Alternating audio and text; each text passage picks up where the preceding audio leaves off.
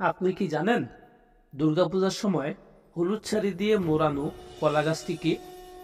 জানতে পুরো ভিডিওটি দেখুন। দুর্গাপূজার সময় গণেশের পাশেই স্থাপিত থাকে একটি কলা গাছ। লোকমুখে শোনা যায় কলা গাছটি নাকি গণেশের বউ, আবার অনেকে বলে কলা বউ। কিন্তু এই কথাটা সত্য না। আসল সত্যটি হলো শুধু কলা গাছ না, ওখানে 9টি উদ্ভিদ থাকে যা দেবী দুর্গা মায়েরই রূপ।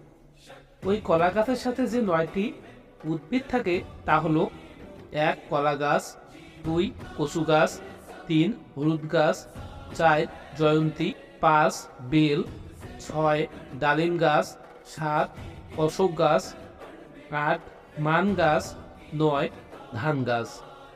এই 9টি উদ্ভিদের সমন্বয়ে বলা হয় নবপত্রিকা। এই নবপত্রিকা 9টি উদ্ভিদ: রম্বা অর্থাৎ কলা গাছ, দেবী ব্রাহ্মণীর প্রতীক; কচু গাছ, দেবী কালিকার প্রতীক;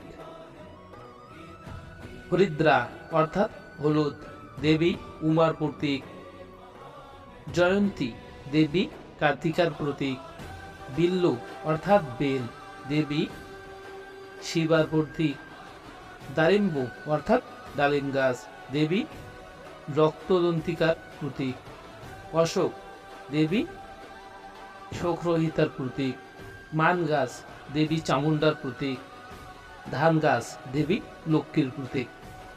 তাহলে অবশ্যই বুঝতে পারছেন যে কলা গাছটি গণেশের বউ না, এই কলা গাছটির নাম নবপত্রিকা।